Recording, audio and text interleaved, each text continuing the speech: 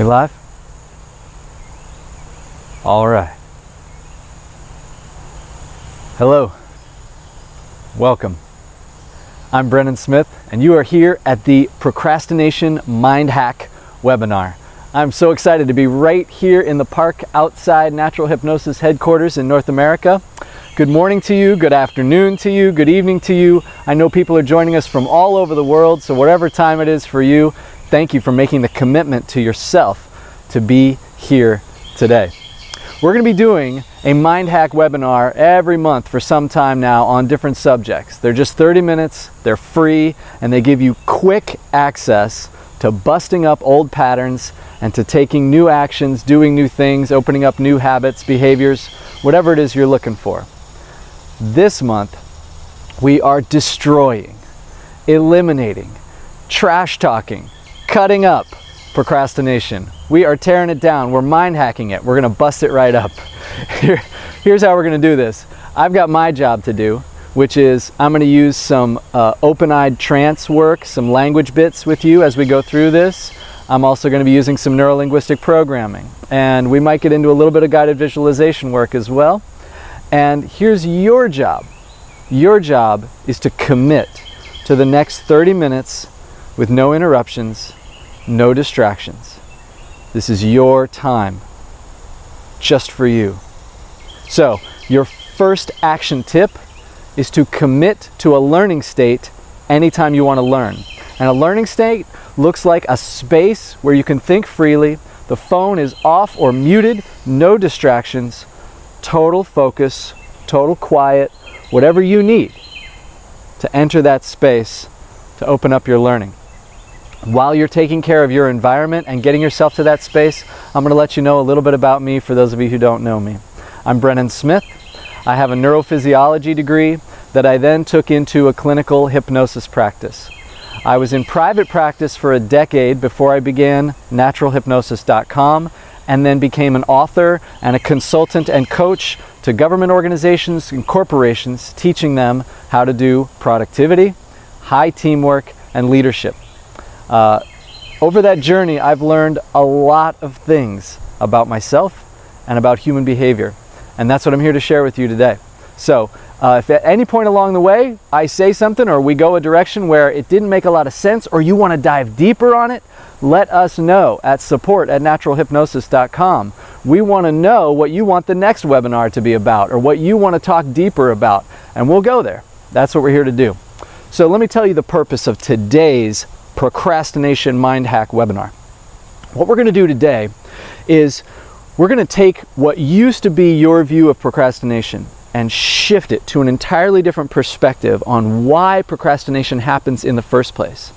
And the second purpose of today is through that new perspective to give you a new access to taking inspired action that you've been wanting to take, that you know is in your heart to take, that it's who you are to take this action and to be this person of action. And that's the access point we're going to give you today. If you've already got our hypnosis series on procrastination called Procrastination Elimination, that will we will accelerate what you've already been introduced to in that. If you haven't been exposed to that, the action items and tips that we're going to give you today will give you enough to get you started for sure, and then you can give us that feedback to let us know where we should go next with this webinar series. The flow of this particular webinar looks generally like this, and we'll move with it as it happens, but the flow will generally look like this. We're going to talk about why we procrastinate and open up some new perspectives, as I said. We're going to move from there into a new sense of what commitment is. What does it mean to commit? After that, we're going to look at your emotions, how your emotions happen in the face of commitment, mostly fears. If you've been procrastinating, we're going to look at fear in a new way. And then we're going to talk about a new model for action that you can participate in, knowing what you know now about commitment and emotions and procrastination from what we've talked about before. Okay? So, let's get started on that. First things first, why we procrastinate. Make sure you're in that learning state now. It's about to get deep and real and fast right now. We're going way down the rabbit hole here because there's a whole body of understanding about what it is to be a human being that is actually why we procrastinate that you may have not heard about before, and it gets intense. So, are you ready? Here we go. So, one of the reasons that you have been procrastinating in the past, that I was a procrastinator in the past, is because we are, as human beings, fundamentally blind to an aspect of how the world happens, how life happens, how we happen, and what's really going on. Let me break it down for you like this. If you look at yourself as a collection of relationships, the relationships that compose who you are would be something like, I have a relationship to myself, to this being that I am. I have a relationship to others who are the other beings that are not what I am. I have a relationship to these things I call circumstances out in the world, my money situation, my job situation, my relationship to the natural environment. Pick any external circumstance you want. And then as human beings, we have a relationship to time. You've probably already seen how that relationship to time plays into procrastination. So these relationships that we are, to self, to others, to circumstances, and to time, have been created in the way we talk about what it is to be human, in the way that philosophy has gone over the ages throughout all time to bring us to where we are now. They have happened in a way, these relationships have been developed in such a way that we have become blind to the fact that we created a double bind. A double bind is a situation where we're committed to one thing in one instance, but we don't realize there's another thing we're committed to that's causing the first commitment not to happen. And then this one keeps this one from happening, and this one from happening, and they keep binding each other. It's a double bind that if you don't know about it, you play out in a cycle. Some of you have seen this cycle in other patterns beyond procrastination, like weight loss or trying to stop any habit. How human beings cycle on and off. It's very natural for us when we're trapped in the double bind. I want to be clear that what I'm talking about now is the underlying philosophy for tracks 1 and tracks 3 in the hypnosis series. And because we have been in this double bind all this time, we have felt a certain amount of powerlessness. We have sort of felt like a victim to the behavior of others, or to circumstances, or a victim to the flow of time, as though we don't have any control and we don't know how to do anything about any of it. Well, it's only when you're in the double bind that you are a victim. And the good news is there's a third perspective. When we rise above the double bind and when we look down on it, we see that the double bind is called cause and effect. Cause and effect? Wait a minute. Cause and effect actually exists, right? A certain event causes the next event, which causes the next event. What? That makes total sense, right? Hold on. I said we were going to go deep down the rabbit hole, and I said we were going to look at a whole new perspective on time, circumstances, and you. And this is it. Cause and effect is a construction. Cause and effect is a belief system that just makes common sense to human beings. And it puts us in a double bind. A double bind that has a third perspective that is not cause and not effect. We're going to get there, and I'm going to tell you how procrastination is related to all this in just a second. First, I need to walk you through some questions that will help you see the way cause and effect has affected you in the past, okay? So, let's look at it like this.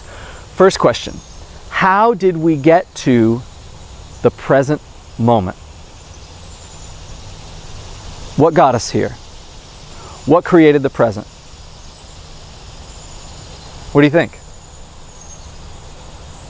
If you have a cause and effect relationship to this present moment, then every single one of us would say, the past. The past got us to the present. Everything that was in the past created the present. So that makes total sense, right? But that's part of the double bind, it turns out. So the question becomes, where do new possibilities exist? Well, not in the past. That's already documented. We could generate a new possibility right now in the present. And certainly new possibilities are possible in the future, right? So we could say that new possibilities exist in the present and in the future, okay? Now, where do limitations exist? Interesting. Do limitations exist in the present? If you believe in cause and effect, then sure, there are limitations on the present. But where did they come from? The past.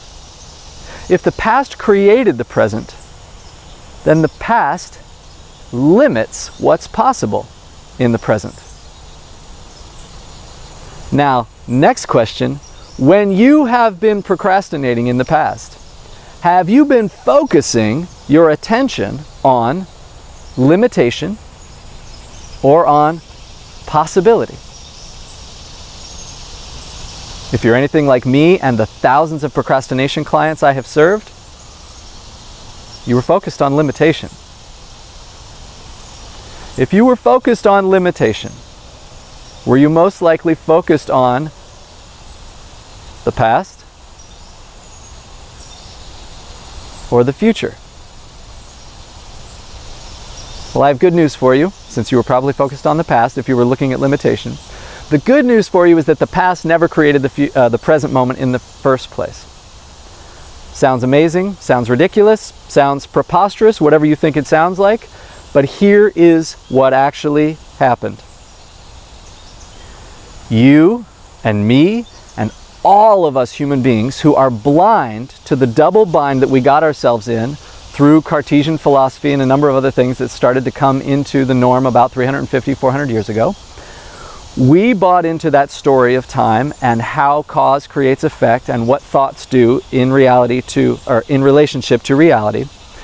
And when we bought into that, we forgot one key thing. I can open up new possibilities in the present by focusing where? Of course, in the future, where all possibilities are open.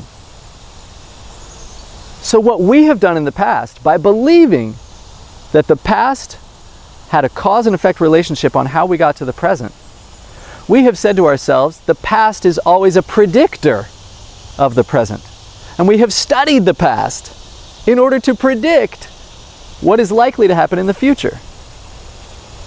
That's like taking your cursor on a poop emoji and hitting copy paste from the poop of the past and taking that copy, pasting it in the future, and then saying, well, it's just likely to happen again.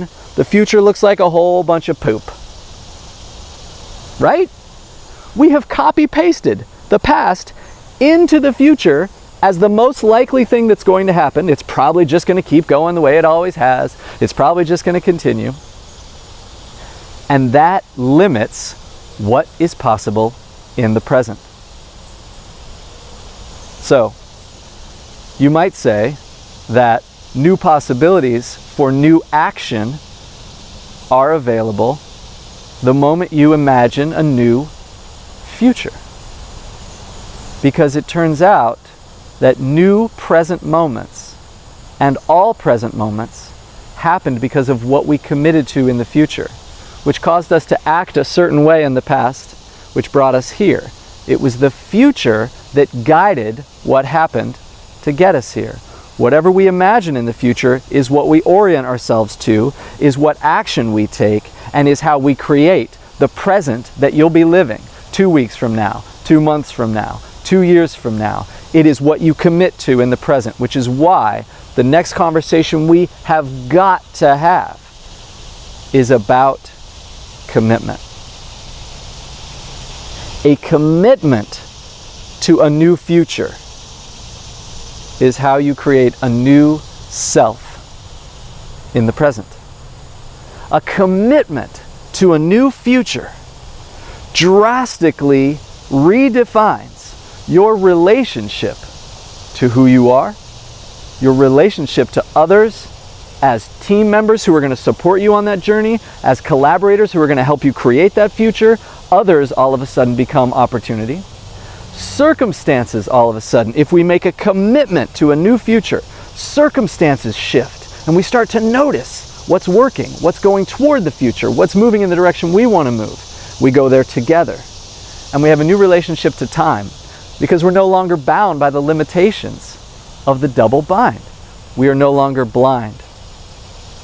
Now, very important warning at this point. Warning! You are a human being. You are permanently blind, just like I am permanently blind, to this double bind of what it is to be a human being. And therefore, the moment you go into automatic mode and you just go about your day after this webinar, maybe even during this webinar, you'll just click back into the old, you will forget this new perspective. We all do. So I am asking you now to take an action step.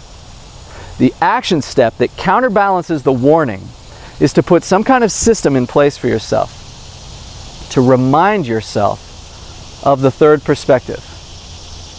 That reminder system could be an alarm that pops up on your phone 3 times a day. It could be a thing that you carry around in your pocket, and when you take it or you feel it in your pocket every time you reach into your pocket or your purse and you see it there or you feel it there, that you say an affirmation or whatever it is that reminds you consistently of this new perspective, and you immediately reorient to your future commitment and allow that to redefine yourself. So let's go deeper on commitment. Some of you have an old view of commitment. Some of you view commitment like an obligation. When I commit to something, I'm now obligated to it. You know, like, well, I said I'd go to that person's party, so, you know, I guess I'll go. I'm not really in the mood, but, you know. Or, well, I said for better or for worse, for richer, for poorer, for sickness and in health, so I guess I'm stuck with him, or whatever. Commitment sometimes shows up for people as obligation, or for other people it shows up as something that you have when you're motivated. Like, yeah, I've got commitment right now, you know, because I'm motivated. But once the motivation goes away, I don't know, yeah, not really so committed anymore all of a sudden. Okay. Let me give you my 3-part definition of commitment to give you a new sense of what it is to fully commit to something. Number 1 requires that you know you are 100% committed 100% of the time. We are human beings, and the way we operate in relationship to ourselves, relationship to others, relationship to circumstances, relationship to time, is we are commitment. We are commitment. Walking around, committed all the time. Ask yourself why you have clothes on right now, assuming you're dressed. It will either be a commitment to your comfort for temperature regulation, or a commitment to a social norm that we have all agreed to, that we're going to wear clothes around each other. By the way, I love cicadas. I don't know if you can hear the cicadas that are humming out here. I grew up in a part of the country that has tons of cicadas, so this is like music to me. If you can hear it coming through the microphone, I hope you're just rejoicing at the cicadas. I fall asleep to them at night. I love watching them get out of their skins and metamorphose from and having that brand new green look after they've left behind the old brown crinkly skin that they leave on my fence and my kids' swing set and all that. So if you can hear the cicadas, I'm just delighting in them right now. I hope you are too. So, commitment. Number 1, you're committed, just like you're wearing clothing right now because of some social expectation. We're committed all the time. Number 2, the moment you realize that you are 100% committed 100% of the time to something, whether it's your own safety or to a new future. Once you realize that, then number 2, commitment becomes choice that opens up freedom.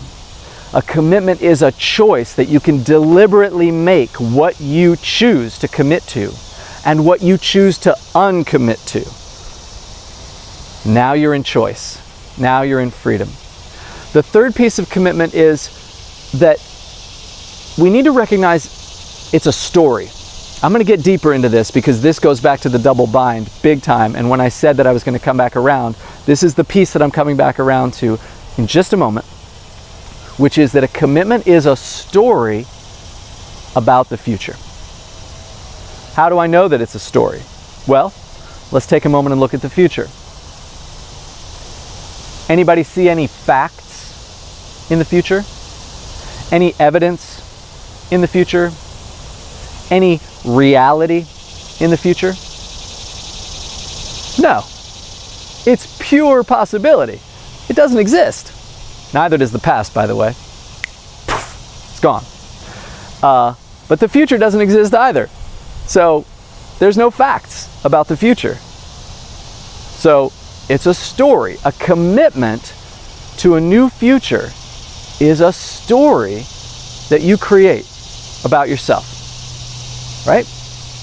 Now, some of you might be saying, but Brennan, I did that. You know? I committed. And that's the thing that I've been procrastinating on. I made a bold commitment to a new future, and I thought it would shift everything, but I'm still procrastinating. I got it. Remember this. When you made that commitment, and when you went out to take action and ended up procrastinating, you were in the bind at the time. You did all that in the double bind. You did all that without perspective, without leveling up to the third perspective, and then releasing yourself completely from the past, which doesn't exist, and opening up a whole new set of possibilities and creating a story about the future. Then, and having a reminder along every step of the way, along the way toward that committed future you are, then you're constantly leveling yourself out of the double bind perspective. You're constantly raising above your human nature, elevating possibilities for yourself. So, I want to look at that. And sorry, it came to my mind that this is the basis, by the way, for track 4 in the series. People think they have committed to something, but most of the time we don't know that we've committed to something until we meet adversity, and we create a new story about I am the hero who rose above adversity.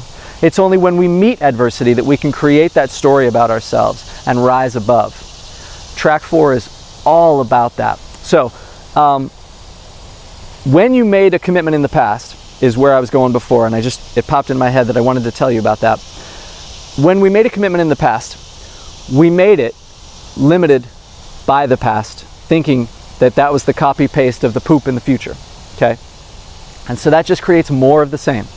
And we rode out that program, and we lived out that program, and that future that we thought was so exciting, but that we made from within the bind because it was linked to the past, it can't go. It can't happen because it is not who we are in our relationship to ourselves, in our relationship to circumstances, in our relationship to others, our relationship to time.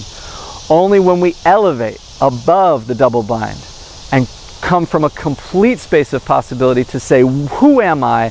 What am I a commitment to? Where do I want to go? And we declare that new future for ourselves, that we truly rise up as you remind yourself of that new perspective constantly. Here's an action item now. I want you to imagine, and do this please as often as you need to, maybe even quickly do it every time you get that reminder pop up on your phone or you feel that item in your purse or in your pocket, right? Start this game where you imagine suddenly that you're standing at the top of a mountain. Stand on top of a mountain right now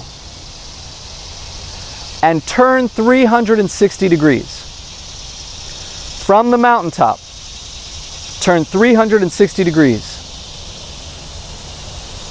And notice how many paths there are to the top.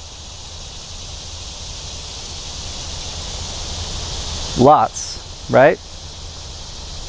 There's all kinds of ways to get to this peak. That's how it is. When you're at the top, you can see every way to get here. Now, for a moment, flash your mind down to when you were at the bottom. Go back to the past, and you're looking up at the mountaintop. And you've got this one path in front of you right here. And you look up at the mountaintop, and you look at the path in front of you, and you go, well, I guess I'll take a step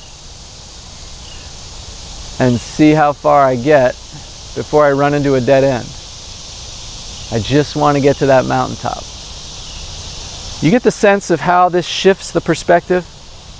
The action item for you, whether it's every time that reminder comes up or right now as a huge reset button, stand at the top of the mountain.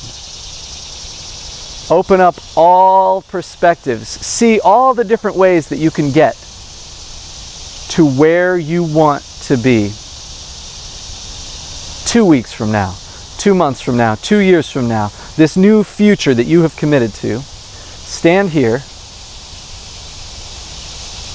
and play the game called I Remember.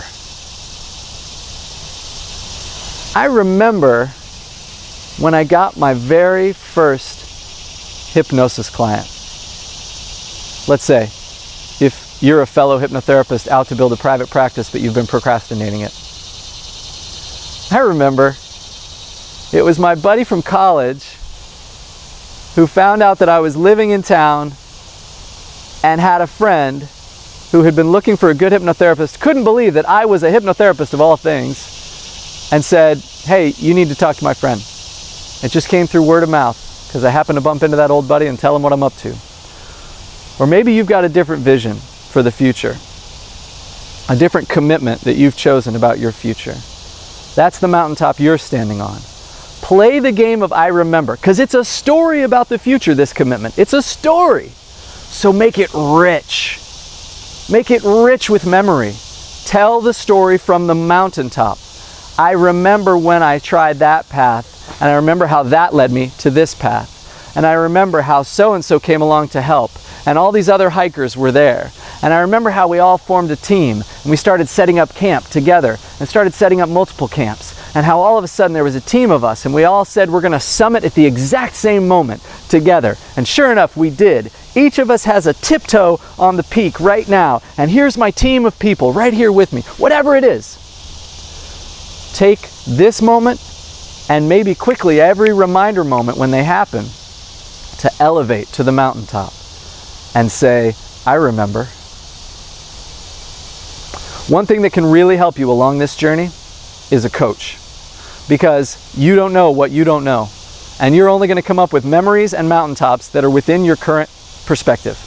I highly recommend bouncing off a coach as you do this exercise and having them open up new perspectives as well. And they can even play the game called I Remember It Differently, or oh, I remember that too, and they add something new on. It gets very fun. This game is the essence of session 6 in the series, so you'll love that. We're going to move on, because I said we're going to talk about a lot of things, and your emotions come next, and that's where this story versus reality thing comes in big time. I said we were going to get back around to that, and now's the time when we are. But what I wanted to say before we move on is, if you want us to dive deeper around commitment, let us know. support@naturalhypnosis.com. If you want us to dive deeper around the double bind, let us know. support@naturalhypnosis.com. Inform us what these webinars will be talking about next. We are out to mind hack the things that are most important to you. Right now, we're going straight down the rabbit hole even deeper by talking about your emotions. Here's the deal. Anytime you go on a hero's journey, this hero's journey, where you have declared, no matter what, I commit to this story I have about the future. I believe that's a future worth living. I believe it's who I am. I believe it is the commitment that's rising up in me to take. When you commit to that, you're going to have to stretch. Every hero's journey comes up against adversity. And that's why we need to talk about story versus reality. Those adversities, when they show up, they're going to look very real. When your fear comes up in the face of adversity, it's going to feel very real. So, let's play a game. This game is called Story or Reality. Let's take politics, because politics is a great story. Okay? Let's take a recent political thing. Okay, I'm an American, so we'll do President Obama, who had a lot of things to say on immigration, right? He had a lot of things to say on immigration. And this speech and that speech and this executive order and that and whatever, and all of his relationship with Congress and all of it, okay? Look at all of that and look at the stories that start to come into your mind when I say Obama's views on immigration. Why does he have them? Go. Why does Obama have the views that he has on immigration?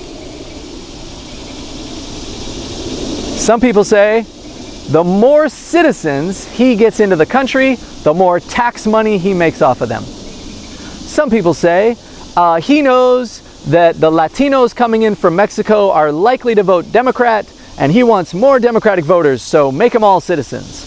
Or some people say his father was an immigrant, so he's got a certain view on immigration, or whatever.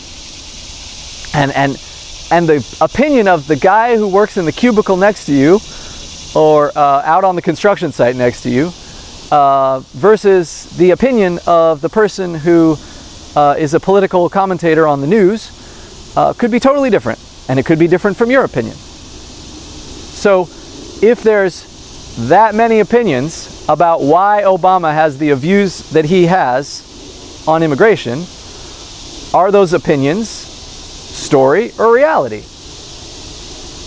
Pretty obvious in this example, right? Story, of course. In fact, something that's interesting about this to me is I can only name you one fact about why Obama said what he said about immigration. I wonder if you can name that same fact. There is one thing that we can nail down with absolute certainty as a reality. You might already have it. Obama said what he said because that is what he said. Fact. Facts are boring, by the way. Stories are more fun. Stories are more emotion. They're more juicy. That's why we humans love them. We get attached to them. We make meaning out of them. We live for story. We are story animals. But Obama said what he said because that's what he said. Now, take your emotional life. In Obama's case, it was the global complexity of immigration issues and international relations and the whole environment of politics that he was operating in that's like 1,000,001 factors. So we don't know why he said what he said other than because that's what he said. Now look at your complex environment of neurotransmitters, peptides, blood sugar, chemistry, emotions, beliefs, perceptions, massive complexity. And yet, when your body tells you a story called fear, you believed it like it was a reality. It was a story. It was a story being told by this million and billion number of different chemical factors and external perceptions and all of these things from your touch sensors and your sight and your sound and your memories and all of this stuff. And if you say, I feel afraid right now because ... anything that follows the word because. Story. I feel afraid right now because I don't want to call that mentor, that really successful person who I grew up with, and I want to ask for their mentorship to guide my new initiative, my new future. but I'm afraid because I don't want to call that person. Nope. That's not why you're afraid. That's a story. I'm afraid because I've never played such a big game before. Nope. Story. It's not why you're afraid. There is only one fact about why you feel what you feel. You can probably guess what it is based on the Obama example. You're feeling what you're feeling because that is what you're feeling. We humans are amazing at feeling. We're so good at it. We're just natural feelers. And because we're natural storytellers, we tell ourselves stories about those feelings. It's a double bind. There is no cause and effect here. There is no I feel because of. Your feelings are what you're feeling. So your third action item for this webinar is to catch yourself. When you're feeling afraid, feeling anxious, feeling whatever name you try to put on it, even that name is a story. Angst, tension, stress, overwhelm, fear, any of those names are a story. Stop and say, I feel, period. I feel, period. Whatever it is, let it be nameless. Let it be the chemistry that is currently happening. No names, no attachments, no reasons why it's there. Just say, I feel. And just notice whatever it is, whatever sensations it has, whether it's in your stomach or in your chest or in your throat or in your head, whatever the sensation is, whatever the emotion is, just notice it and say, I feel. It's what I do. There's so much freedom in this. I can't wait for you to try this out. I cannot wait for you to try this out. Okay, so I'm just going to summarize everything we've covered, and that'll open up some new actions, okay? So we've talked about how we were in a double bind and we can elevate above that limiting view that the past has anything to do with the present or the future. And we can commit to a new future from a place of pure possibility by making a commitment to a new future. A commitment is 100% there all the time anyway, so let's make a choice about the commitments. And let's do so in a way that brings us freedom and create any story we want about the future, because it shifts our relationship to everything else, including who we are. And then, when we find ourselves on the mountaintop, imagining all possibilities, and we're creating new pathways and new team members, and we've got those reminders in place, then when emotions come up, we just sit with them and say, yep, I feel. It's what I do. I feel. And what happens as a result of that is an entirely new access to action. If you want us to go deeper on this subject, just let us know at support@naturalhypnosis.com. But right now, I want to say thank you so much for spending this time with us today, wherever you are in the world. Thank you for committing to yourself to rise up above that old pattern.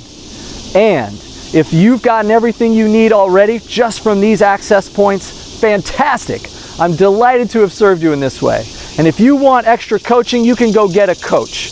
But if you want hypnosis to help you, we have a special gift to thank you for committing to yourself and staying all the way through this webinar. That gift is a 50% off, huge discount on our Procrastination Elimination Series. All you have to do is go to naturalhypnosis.com/procrastination special. naturalhypnosis.com/procrastination special. You'll get a massive discount on the whole series, and you will be able to use everything that we've learned today in this webinar. You'll see it rising up throughout that series, constantly elevating you above the old double bind, helping you commit to a new future and take action, and coming to peace and acceptance with your emotions. That's what that whole series is about. I'm glad to be of service to you in any way that I can. Let us know if we can serve you further. And thanks again for joining us today. Take care. We'll see you next month.